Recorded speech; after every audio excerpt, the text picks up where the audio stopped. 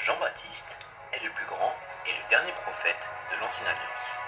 C'est lui qui fait la transition entre l'Ancienne et la Nouvelle Alliance en baptisant Jésus dans le fleuve du Jourdain, en terre d'Israël.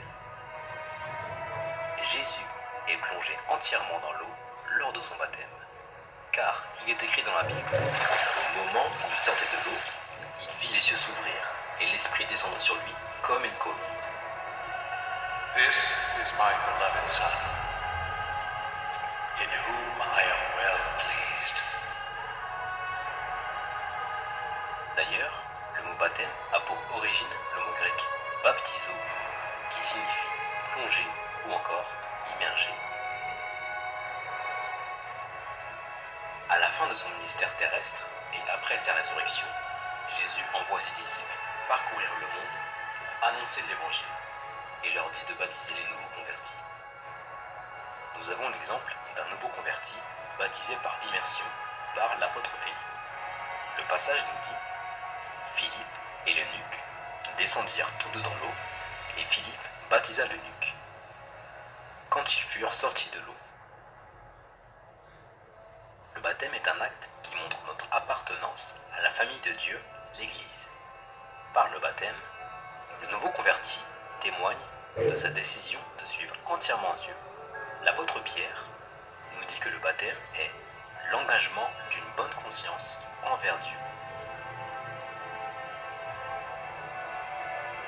Mais pourquoi insister sur l'immersion?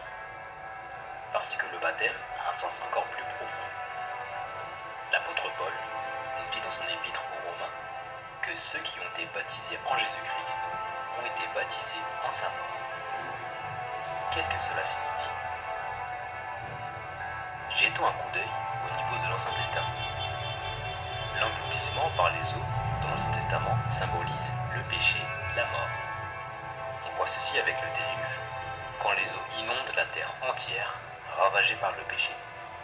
Ou encore, lorsque Moïse et le peuple hébreu traversent la mer Rouge et que les eaux engloutissent Pharaon et son armée. Donc, l'immersion dans l'eau symbolise notre propre mort. Ensuite, l'apôtre nous explique qu'à travers le baptême, les chrétiens sont ressuscités en lui et avec lui. Dans un autre verset, il est dit « Si quelqu'un est en Christ, il est une nouvelle créature. » Le fait de se relever pour sortir de l'eau symbolise la résurrection, le passage à une nouvelle vie.